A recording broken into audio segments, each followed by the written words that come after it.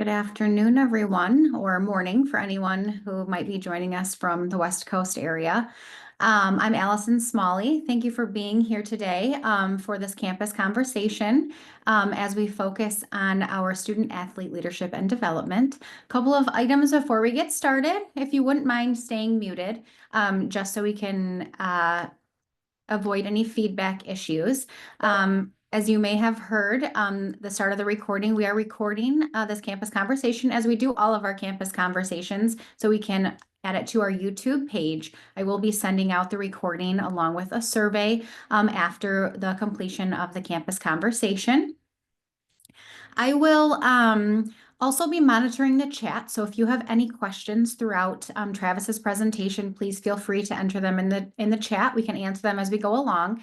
But additionally, we will have some time for question and answer at the end, where you can unmute yourself and ask questions verbally if you would like. So I'm going to go ahead and I will turn it over to Travis Downing. Perfect. Thank you. Can everybody see my screen?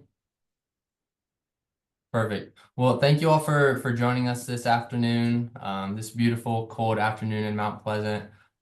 Excited to be able to talk and share with you all what student athlete leadership and development looks like here at Central Michigan. I know some of you all have been involved with programs that we have offered to our student athletes, and some names are new to me, so excited to be able to share some of the cool things, programs, events that we offer our student athletes.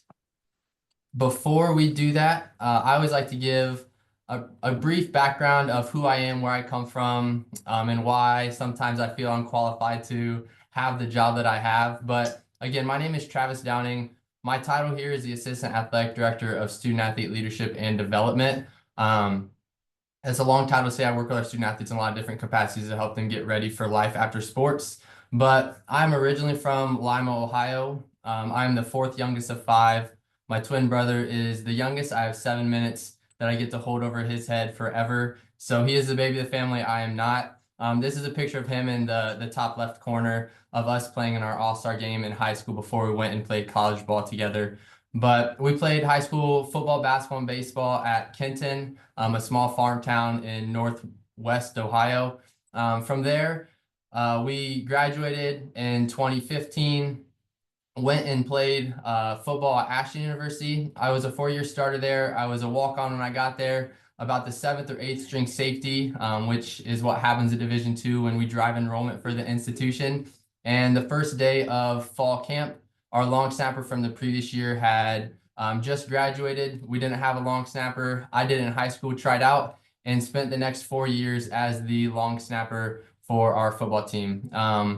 If you all are around football a lot, you know that specialists during practice do not do much outside of the specialty drills and during those periods. And so because I was born and raised by a dad who was a coach, I had to stay involved in the sport in a lot of different ways. So I learned our offense. And when I wasn't snapping, I was signaling to our receivers and quarterbacks of the play that was coming in. So I had a lot of fun learning our offense after I was recruited to play safety for our defense. So that's a little bit of background from my sports history. Again, 4-year starter, was privileged and blessed to be an academic All-American my senior year. I was a sport management and business administration undergrad. Like I said, I graduated there in the spring of 2019. I got married to my wife, Morgan, who you can see in a couple of pictures there at the bottom. And after graduation, we moved down to Orlando, Florida, so I could be in the DeVos Sport Business Management program. It was down there that I learned that student athlete leadership and development, down there it was called student athlete welfare and development, existed. So I was there for about 8 months before the pandemic hit. I thought that I wanted to work in collegiate athletics on the event side of things. When the pandemic hit, the events world shut down, and I just wanted to keep my foot in the athletic store in some capacity. And so our student athlete welfare and development department was still offering virtual programs. And so I just reached out to someone and said, like, hey, would y'all mind if I came and helped out with some of these programs? They said yes, and I just fell in love with the ability to work with student athletes to get ready for life outside of their sport. Being at a Division II school where I played, we did not have these resources. We did not have professionals or personnel in this space. We just didn't have the money or the resources to do that. And so I had no idea it existed. I graduated, and a lot of my friends graduated, and they were lost because football was their life for as long as they could remember. And so that's kind of where my passion for student athlete development existed. Like I said, when I graduated, it was also still in the pandemic of December 2020. I graduated with my MBA and a Master of Sport Business Management. And because people, specifically collegiate athletics, weren't really hiring, I was fortunate to move back home to Ohio for about 6 months and served as the director of athletic events at Cedarville. After I was there for about 5 months, my supervisor at UCF called me and said, Travis, I'm going to be headed over to Lubbock, Texas, and working at Texas Tech. I would love for you to join my team out there as the director of student athlete development. So I was very fortunate and privileged and blessed that I did not have to interview to go down to Texas Tech. I was not qualified for the job. I just had someone that believed in me and mentored me and took me under her wing. And so I spent 2 years at Texas Tech as the director of student athlete development, where I oversaw career development and community outreach for about 500 of our student athletes down there. And again, just loved working with our student athletes and our coaches to make sure that we were equipping our student athletes to be successful in all facets of life, on the field, court, in the pool, whatever sport they're playing, in the classroom, and then my love of getting ready for life outside of that with a career. When we were down in Lubbock, we had our daughter, Marley Jean. You can see her down there. She's about 2.5 now. And we had some family things that happened back home in Ohio that we decided that we wanted to get back closer to family sooner than what we had thought. The position here at Central Michigan opened up. I applied to it, and around Thanksgiving time had my first interview. It was a long process, and was fortunate that on February 1st of 2023, I started as the Assistant Athletic Director of Student Athlete Leadership and Development here at Central Michigan. And so we'll get into what all that means here in the future, but I like pictures. Pictures are better than just hearing me talk right now. So like I said, that first picture is my twin brother and I, still best friends, still talk every day. We played football together from the moment we could walk. Our dad was a football coach. We played high school ball together, played college ball together. That picture of us in an all-star game in between our senior year of high school and before we enrolled at Ashland University. That second picture is me long snapping against a school just down the road here, Northwood, over in Midland. My freshman year and my junior year, we were GLIAC champions. So that's just a picture of that. The last picture on the top is the team down at Texas Tech. Valerie Flanoy was our assistant AD. She was a track and field student athlete at Florida State. And then Derek Mitchell is still one of my best friends. Just talked to him earlier this morning about financial literacy for our student athletes. He is still the director of student athlete development and leadership at Texas Tech. He was on the Florida State national football team, or national championship football team, with Jameis Winston. I want to say back in the 2014. Chris Walker would be upset that I don't know that specific year, but he could correct me later on.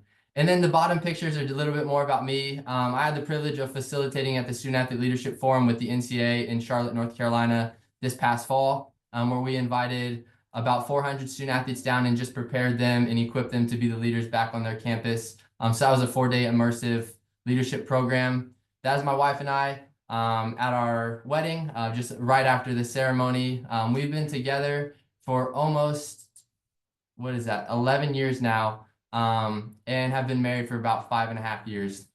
And then the last two pictures are our family. That's us at Papa's Pumpkin Patch this past October. And then the last picture is, like I said, our daughter, Marley Jean. She's about 2.5, and then that is our son, Maverick. He just turned 1 on February 3rd. So again, that's just a long rundown of who I am, where I come from, and kind of the background that I bring here to Central Michigan. For those who aren't familiar with student athlete development or kind of the history of it, we'll just go briefly into what that looks like. Back in 1991, the NCAA finally decided that it was important to start preparing our student athletes for life. They titled this NCAA Champs and Life Skills Program, Champs standing for Challenging Athletes' Minds for Personal Success. That's where student athlete development really kickstarted. A lot of people were doing some one-offs, but that's when the NCAA started mandating some programs and some workshops for their student athletes. So all the way back to 1991 and now coming into where we are in 2025, there's been a lot of different iterations. If you look at a lot of different athletic departments around the nation, they call it a lot of different things. But really what student athlete development is doing is preparing student athletes to succeed in whatever they're going to pursue outside of their sport. And we also want them to be successful in their sport. So we will never tell our student athlete they're not going to play pro, but we're going to tell them to have a plan A, B, C, D, all the way to double Z if that's what they need to get ready for their life. But what we see now is N4A. That's the National Association of Academics and Student Athlete Development. That's kind of the professional development for all people that work within academics and student athlete development around the nation now. And so we get a lot of our programs, a lot of the research, a lot of the things that you'll see that we do here at Central Michigan from N4A. We actually just did an audit with them this past December to figure out where we were doing well and what we were offering to our student athletes that we need to continue to do, as well as what are some things that we might have as far as gaps or missed opportunities for our student athletes. So we're very fortunate that N4A came to campus and did an audit for us to help us continue to evolve and provide the best opportunities and resources for our student athletes day in and day out. So what does student athlete development, leadership and development look like here at Central Michigan? There's a pretty little pyramid there. That is not mine. That is coming from the N4A. Someone at Rutgers who recently passed kind of developed this model of this pyramid. But basically what we do falls within four distinct pillars. We have career development, leadership development, community outreach, and personal enhancement. So any and all programs that I'm offering to our student athletes here at Central Michigan fall within those four pillars. We'll go in depth of what those kind of look like. And again, I know some of you all have been a part of them, so thank you. And we hope to get more of you involved in them in the future.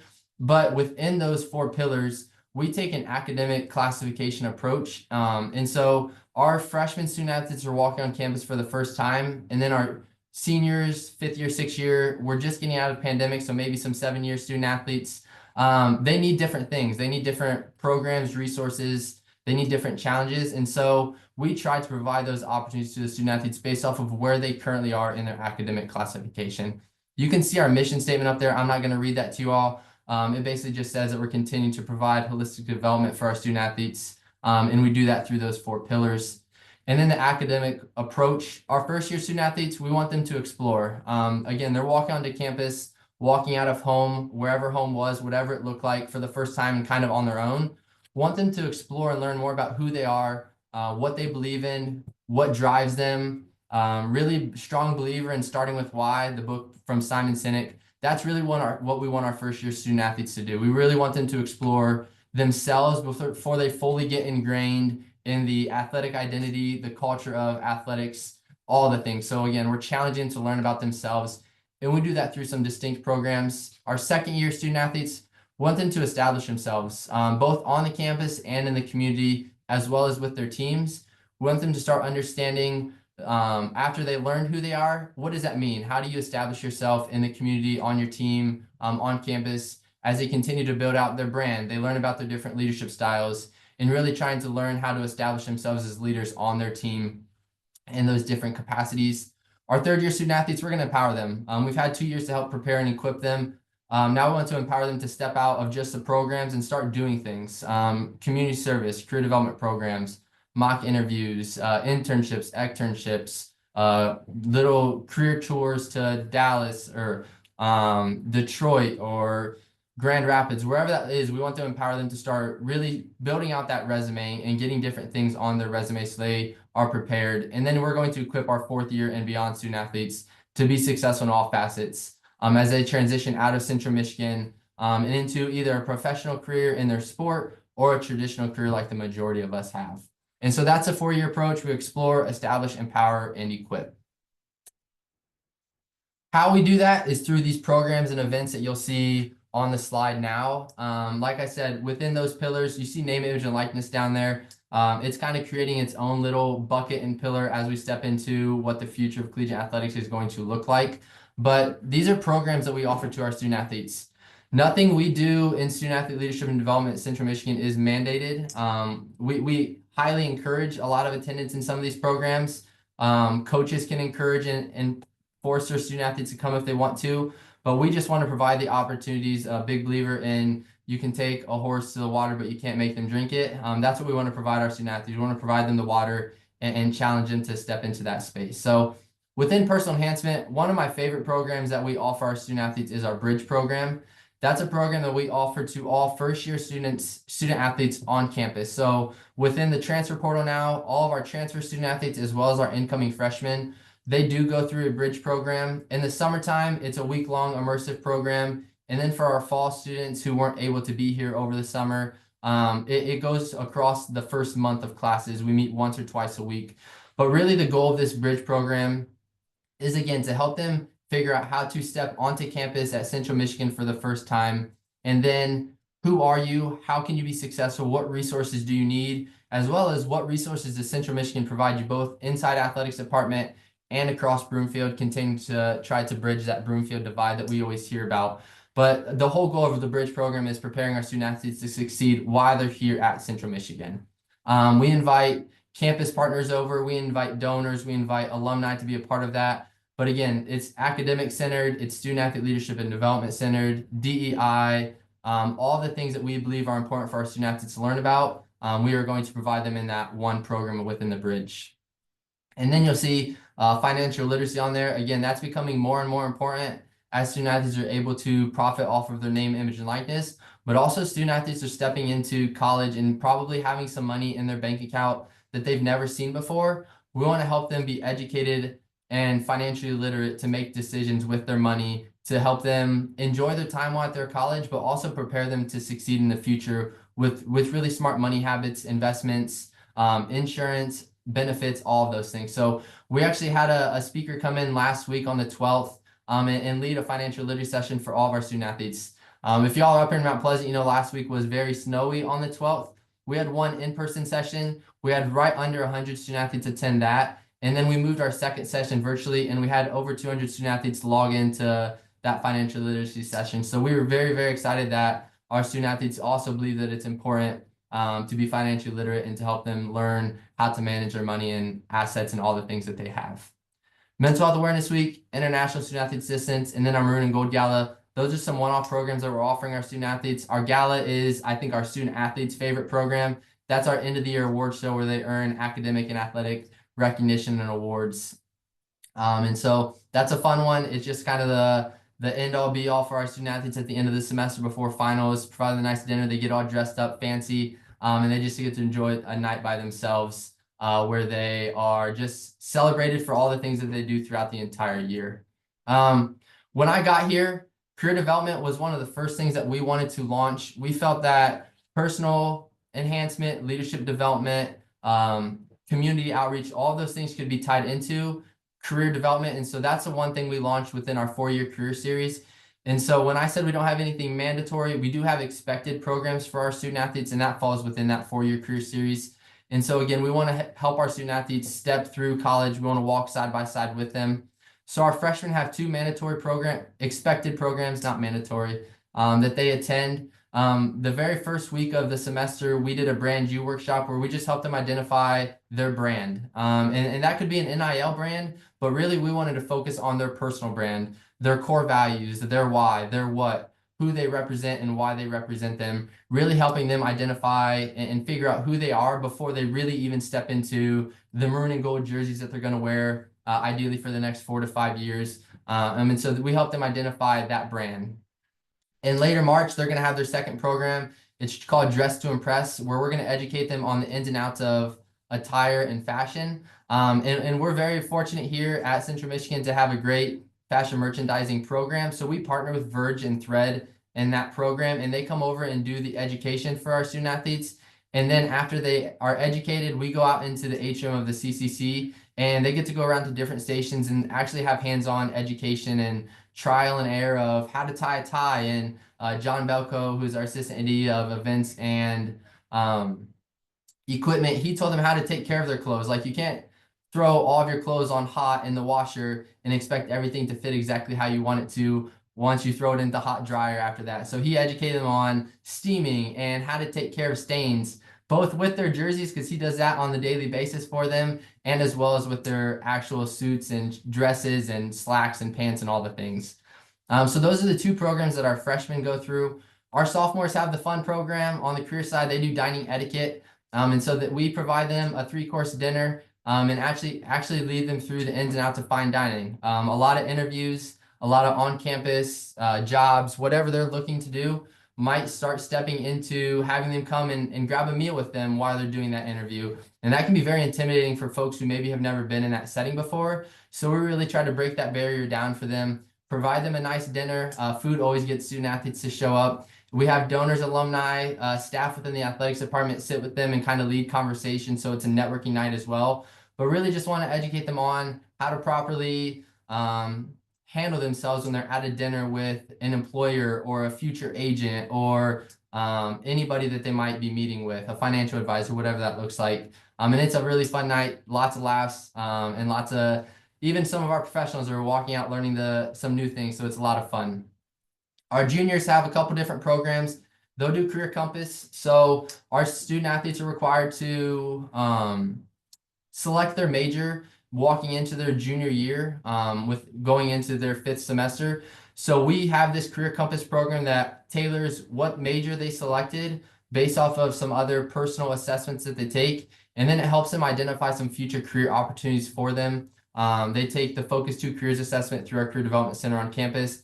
And then we lead them through that program to help them figure out what the future might look like based off of the major they selected and the things that they have interest in. And then we ideally will help them set up internships or job shadowing experiences based off of that program. They do some research of local companies that might be interested to them, and then we try to get them over there for possibly 1 to 2 days of job shadowing. Our seniors do mock interviews, so legit, it is exactly what it sounds like.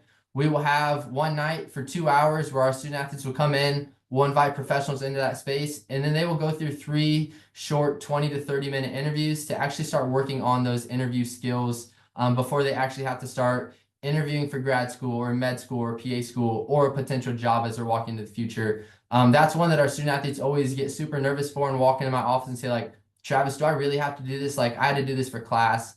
And I say, yes, you have to do it. And they walk out that night and say, like, Travis, that wasn't so bad. And I said, no, it's not so bad. All you're doing is talking about yourself and the things that you enjoy, and putting the ownership back on the interviewer as well. You're interviewing them as much as they're interviewing you. And so it's really an opportunity for our student athletes to just kind of step into an interview setting for the first time, because a lot of them haven't had internships or jobs throughout their 3 to 4 years in college.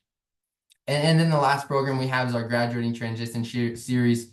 So we try to challenge all of our seniors who are going to graduate to go through this intentional series of workshops in order to help them break down that athletic identity that most likely got developed as they've played their sport for the last 15 to 16 years, and then step into and embrace that identity to challenge them to use it, to be competitive and to drive and to go achieve whatever they're going to achieve, just like they did within their sport.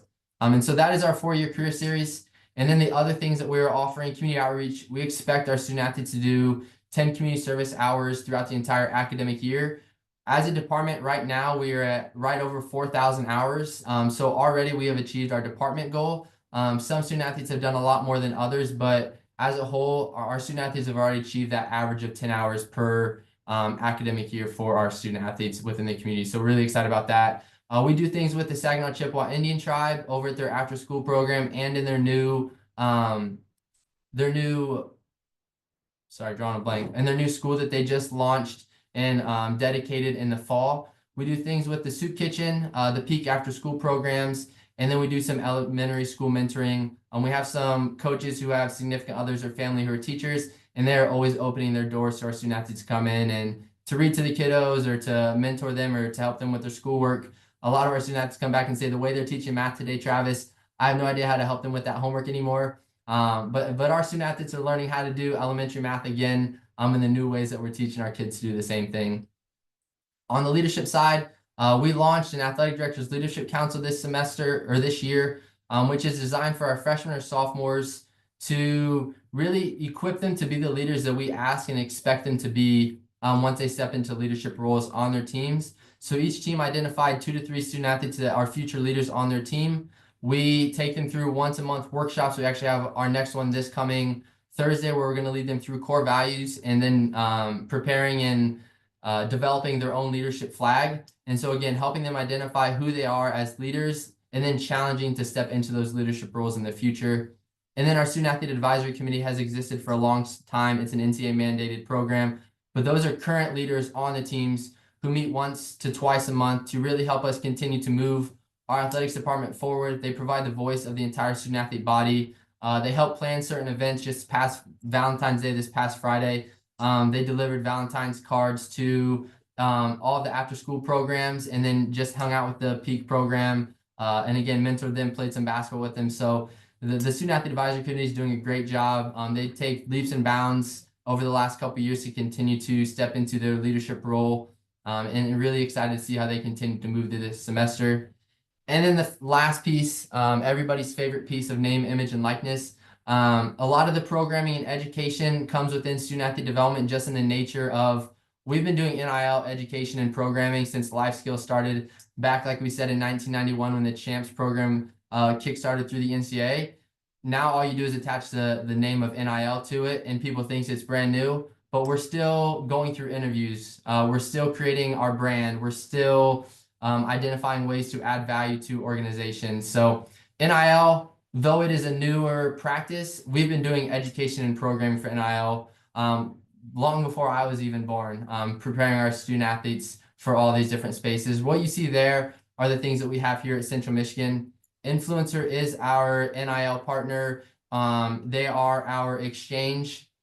I'd love to share any of that information, answer any questions about that here in a little bit. Our student athletes have profiles on there. Businesses, donors, alumni, organizations, whoever it is, can apply to come into our exchange and then work with our student athletes on different NIL capacities, whether you want them to do visits or community engagements, or you want them to give your son, grandkid, a birthday shout out. Student athletes can profit off of that now. Influxer is our merch partner. So our student athletes have the opportunity for family and friends, whoever wants to buy gear that has their number on their back and their name. So if it was, I didn't get NIL as a student athlete, but if I did, you could have seen the beautiful purple and gold from Ashland, the number 43 and the downing on my back, and you could have bought that. And then the student athletes receive a little bit of a kickback from that. Chippewa NIL Fund is the current collective that works with some of our student athletes and teams. And then we do have an NIL task force within the athletics department who is continuing to try to advance and prepare Central Michigan athletics to be at the forefront of the MAC. We always say we want to be the best in the MAC. We're trying to prepare the department and position ourselves in a way to succeed in NIL as we step forward into the future. So our task force meets bi-weekly and bring reports to different strategic groups within our department to help us continue to advance our mission and prepare our student athletes in different spaces. I wanted y'all to see what a calendar kind of looked like. So this is our fall and our spring programming calendars. It's all the things that you just saw within those pillars with dates and times and different things like that. So the left-hand version is what our fall looked like. You can see we did brand new for our freshmen, literally the first week of classes. We did it in the CCC. And then you can see all the different programs that we offered. We had an NIL night. We did an International Student Athlete Night, our SAC meetings, a canned food drive. That's always a fun one. Our SAC group leads a community service effort to donate cans. We have beat Western Michigan now the last 2 years. So excited to be undefeated against them since I've been here and just continue to make an impact in our local community. And then the right-hand side, that's what our spring calendar looks like. So like I said, last week we did our financial literacy night. This week is DEI week. This Thursday we'll have our SAC meeting and our AD Leadership Council meeting. And then in March, we have that Dress to Impress and the dining etiquette programs we talked about for our freshmen and our sophomores. And then in April, you'll see our maroon and gold gala for all of our student athletes on the 28th there that we'll host in McGurk Arena. And then a lot of times, student athlete development, we hang our hat on making impact and making relationships. Sometimes it's hard to quantify the things that we're doing. And so my graduate assistant, Caitlin Smith, if anybody's looking to hire anybody, she'd be a great hire. She'll graduate in May with her master's degree. And so we're excited to see her pursue her future. But she makes these graphics for us, just putting together a recap of some of the impact that our student athletes have made. This first one that you see here is a fall 2023 recap. And so that was 2 falls ago now. And you'll see 1,200 community service hours. We did a welcome back picnic. We did gambling education again with all the prop bets you have seen President Baker talk about, all those different things. We want to continue to educate our student athletes on all things gambling and all things what they should and should not do. You'll see we had 100% participation in Mental Health Awareness Week, 651 check-ins, and you see the top teams within community service.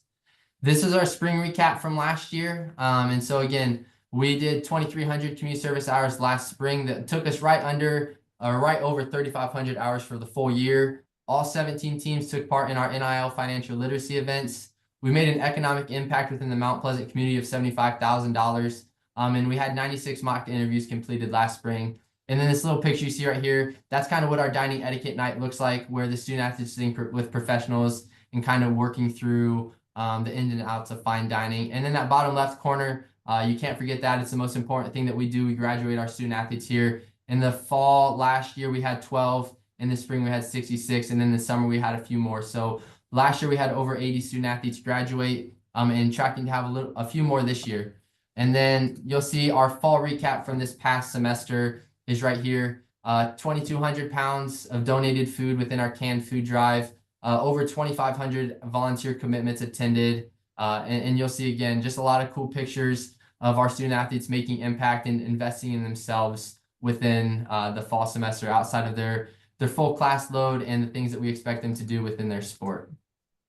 And then here are just a few pictures. Our welcome back picnic that we host the Sunday before classes start. This picture right here is our women's basketball team and the coaching staff going through a disc workshop this past summer. So again, investing in our student athletes, trying to figure out who they are and how they can help the team and fill gaps for within the team. This picture is our bridge program this past summer. You'll see student athletes designed a team poster and were presenting what their name was and what their team logo was. Another welcome back picture. And then this was our brand new workshop. We had Will Baggett, who's a renowned brand speaker, come in and lead our student athletes through identifying their brand, who they are, what they believe in, and all of those things. So that is a lot of me talking, more than I typically like to do, but a very high level overview and some very intentional information that we love to share with anybody and everybody about who our student athletes are outside of the number they wear on the back and within their helmet or their batting helmet, within their basketball jerseys, whatever it is. Our student athletes are people and they're great people. We have a lot of phenomenal students here on campus that are going to succeed in whatever they pursue. And I just am privileged to be able to work with them in the capacity that I do to help them figure out who they are and what they want to do in the future. So I will stop sharing my screen, but am open to any questions or anything that y'all would like to talk about. Hi, this is Pam Murray, and I have two questions. Having spent my time in human resources career, I was curious, do you have any athletes who've graduated and come back to mentor our current athletes? Some, yes, it's something that we are definitely working on. We are currently working through something that one of our previous alumni brought back as a champs mentorship program. So it's something that has not been fully fleshed out and developed yet, but we are always open, inviting our alumni to come back because there's nobody that can assist and equip our student athletes to walk into what they're getting ready to walk into, both at Central and after, than those who have done it before them. So yes, we've had some alumni who are very involved. Some teams do a lot with their alumni within the student athlete leadership and development space. It's something we're trying to put some parameters around so we can try to make something sustainable within a mentorship program. Very good. That is really good to hear. My second question is your source of funding. I know all these programs involve staff and funding for, transportation or supplies or whatever. Is it strictly from the athletic budget, or are you also obtaining grants to help sponsor some of these programs? The majority of our funding does come from our athletics department budget. We are privileged to have a decent budget here that allows us to do the Maroon and Gold Gala and to provide a dinner for our 70 sophomore student athletes. There are a lot of things that we do not do, just budgetarily constrained. So always open to the checkbooks being opened and some money being written. But yeah, we are fortunate that a lot of people do give time. We don't just need money, we need people. So anybody that wants to come back and sit at a table with our student athletes or that want to come back and mentor our student athletes, like time, talent, resources, all those things are things that we are continuing to ask for. But yeah, there's definitely some things that we would love to be able to take a group of 10 student athletes down to Detroit for a career tour, or we're getting ready to send a list out for the Black Student Athlete Summit and the NIL Summit that we're trying to send some student athletes to that we're trying to find funding for. So yeah, all the ways that we can provide resources to our student athletes within the time, the talent, the resources, we definitely could use. Oh, that's good to know too. Thank you so much. It was very, very informative. And one of the things that I learned today was the purpose of the Maroon and Gold Gala.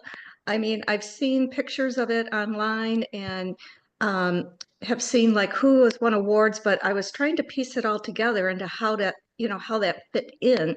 And your explanation made it very clear, which I think is a very cool evening for the athletes.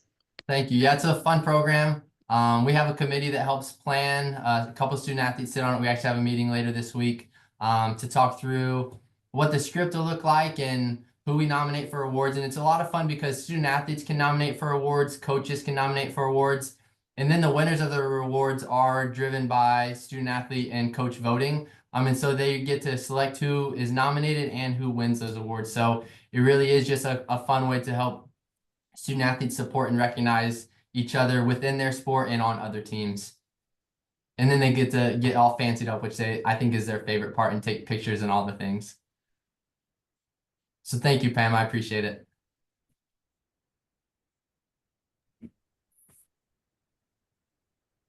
We do have a question.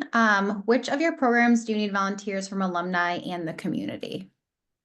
Yeah, so for the rest of this semester, we are looking at dining etiquette later in March on March 24th. We try to have a few different professionals, donors, alumni, local businesses come in and sit at the tables with our student athletes. While we facilitate the dinner, obviously there's a lot of downtime where student athletes have to actually figure out how to navigate eating their food and having conversations. The donors and alumni that sit at those tables are the ones who actually help make that program run to make it like a real life scenario. So that's kind of the big one we have later this semester. But a lot of the programs that you saw, our mock interviews, we could always use more alumni and community members at those.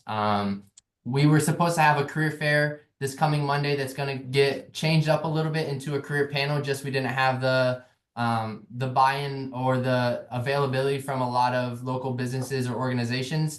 Last year we had 50 employers come to that. This year we only had 5. So we're going to tailor that into a career panel where those 5 businesses have the opportunity to have more of an intimate conversation with our student athletes and provide real life advice. So really any and all programs that you see on there, we invite alumni, donors, organizations to be a part of because they need to hear a different voice than just mine or other members within the athletics department. So any and all voices are welcome at any and all of those programs that you saw. But this semester, dining etiquette is the big one that we have left coming up. Do you have virtual options for any of the things that we've talked about for those alumni and such that may not be able to come to campus but also want to help? Yeah, for mock interviews, we actually had the privilege to host a virtual mock interview last spring. Kelly could help me with who we did that for, but we had 4 student athletes who weren't able to make it in person for their interviews. And we had one donor who wanted to be a part of it, but was out of the city. And so we had a day where they came into my office, they sat in front of my computer, and they did mock interviews. When I was at Texas Tech, our mock interview program was done with 20 virtual computers and then 50 in-person professionals. So there's a lot of different shapes and forms that some of these programs can look like. But then again, if there's any opportunities for our alumni or our donors to hop on a call and mentor a student athlete. I know right now Linnea Willer was on our volleyball team. She's currently in Grand Rapids getting ready to graduate with her master's. She's wanting to move back to Wisconsin, and so we're trying to work with her and getting connected with some fellow alumni who work within the hospital space in the state of Wisconsin, which is home for her. So there's always opportunities to be a part of some programs virtually, but also just invest in our student athletes virtually on a mentorship opportunity, or our student athletes have PA interviews coming up. Well, we have some PA alumni. They could help them prep for their exam, the interviews, or what is PA school even going to look like. So yes, within programs and then with some one-offs too. Thank you. I have a couple of questions that came into. Can you talk about what a micro internship would look like? Yeah, so the life as a student athlete is very busy. Typically, they are either training or playing all year round. And so a lot of them don't have the time to take on a full internship, whether it's a 20-hour internship or a full-time 40-hour internship. and some are mandated for their graduate to graduate. I know our sport management students have to get a large internship. So we try to develop micro internships, which are just shortened versions of what an internship could look like. It could be as short as 7 days, it could be 2 weeks, or it could go across like an 8-week summer internship, but it's just more flexible in the way that they're working. So it could be done virtually rather than in person. I've had some companies who have projects that they want to work on, but they don't have the capacity or time to do that project. They push that project as a micro internship out to students or student athletes. The student athletes get real world experience working on this project. They give a pitch to the organization on like, hey, this is what the research said, this is the recommendations, and this is how you implement it. And sometimes that can lead to actual jobs. So it really is just an abridged version of what you would see in a traditional internship. That could take a lot of different shapes or capacities, whether it's 2 weeks, 8 weeks, you come in once a week, or all virtual. Thank you. Another question, besides the current programming that you offer, are there other areas of development that you would like to offer to our student athletes in the future? Yeah, I think that college athletics is really at a crossroads. What the future of collegiate athletics is going to change with the House settlement that is pending in April, which is going to change all things intercollegiate athletics. And so I think moving forward, student athlete development is going to take a lot of different shapes and forms. We're still going to continue to provide opportunities to be educated and grow as student athletes, but it might look a little bit different. If you look at what the NFL does within their player engagement space, they are very focused on community service and financial literacy. They're very focused on helping their athletes develop LLCs or corporations or organizations that then they lead and have a business behind so they can get this hands-on practical knowledge. And so I can't tell you what the future looks like within student athlete development based off of what the House settlement is going to bring, but I think you could see a lot more team by team programs just based off of what those specific team needs. Our softball team might need things that are a little bit different than our football student athletes, than our women's basketball team and things like that. But again, I think the root will continue to stay at equipping student athletes to succeed in their future. The one big thing that we are continuing to try to do are providing them experiential learning opportunities, which I said the Black Student Athlete would do, which is over in Chicago on May 21st to the 24th. The NIL Summit is going down to Atlanta and providing opportunities for student athletes to learn from peers and step into the NIL space. And then we really would love to dive into career tours, which would be taking small groups of student athletes to different spaces and helping them network there with alumni and donors, helping them job shadow different organizations or businesses that are there. When I was at Texas Tech, we did a 3-day career tour where we flew the student athletes to Dallas, Texas. Texas is a big state. You fly in state, which was new to me. I'm used to driving wherever I go, but we flew them out to Dallas and they got to tour Learfield headquarters. They got to tour what the PGA headquarters look like there in Frisco. And then we provided them a 1-day job shadowing experience. So based off of what they wanted to do in their career, that we've paired them up with an organization there in Dallas, and they got to shadow alumni that worked within the spaces that they want to work with. So it was an opportunity to network and to get professional experience on their resume that they may have lacked because they didn't have the time to do that full internship like we were talking about. So those are some things that we're continuing to try to do and provide to our student athletes that we cannot currently provide. Thank you so much. Do we have any other questions? If there are any other questions in the audience, please feel free to unmute yourself or, submit those in the chat. Oh, we have another question. How many athletes do you work with? Give or take, we roughly have about 450 student athletes, depending on the time of season. So I'm fortunate enough to work with all of them. Like I said, we do a lot of department-wide programming for our student athletes. Last week we had that financial literacy that was open to every student athlete that we had. So most of the things that you all saw that I talked about are student athlete whole, like for all of our student athletes. And then we do have teams that ask for some one-off workshops. Like the women's basketball wanted to do disc with their student athletes. Our new football coaching staff has said they want to do dining etiquette for the whole team. So that would be like a team specific program, which is we're always open to because it just provides the ability to meet the need for those specific teams. But our resources are open for all 450, give or take, student athletes that we have here. And Travis, you and I were chatting a little bit earlier, and you said most of your the things that you plan are for all athletes, but sometimes you will, like when you requested, like kind of you had mentioned to do specific teams, right? Yeah, 100%. If a team says like, hey, Travis, we are looking to do a resume workshop just for, we'll say baseball, then we'll work with coach to get from 4 to 5. We'll do our resume workshop, and just baseball is invited to that event.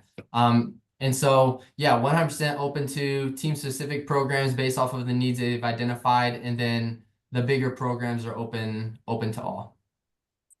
Thank you. Do you see relationships develop across sports for those individuals that kind of come to a lot of the events that you put together?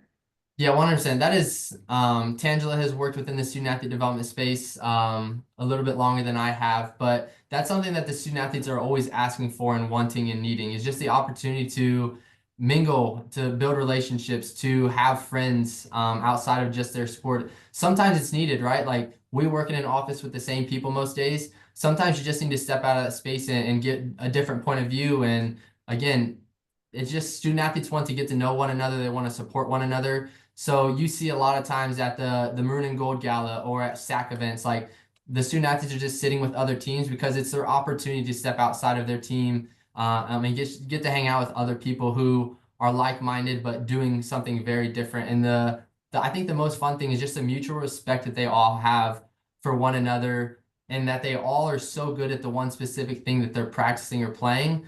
And you see some student athletes like, I don't know how you do it. And the student athletes are like, well, I don't know how you do what you do, but like, it's just so much fun to see them build the relationships both on their team, and then to mingle and coexist outside of their team with other teammates. Thank you. Travis, thank you so much for taking time out of your day to give us this great information. I feel like this is such an important piece for student athletes. I know that you do as well. I have experience about in being a collegiate athlete and then not having an opportunity to learn about these things. So I can attest to the fact of coming out into the real world and not really knowing what the next steps are. And so sometimes I think perhaps if you haven't experienced that, you don't know, just how big of a deal it is and how helpful it is when that is available to our student athletes. So thank you so much to you and your team for making this available and working so hard to support our student athletes and what they do. Yeah, thank you for the opportunity. It was great seeing some new faces and some familiar faces. And please let me know if there's anything you want to get involved with our student athletes, whether it exists or doesn't exist right now. We just are continuing to try to provide those opportunities for all of our student athletes. So thank you for this opportunity. Thank you to everybody who hopped on during lunchtime today. Awesome. Well, just as a reminder, we will send out this recording to all of you in case you have others that you want to share it with, and we'll put it on our YouTube page as well. I hope you all have a great afternoon. Thank you for your time, and fire up, Chips. Thank you all.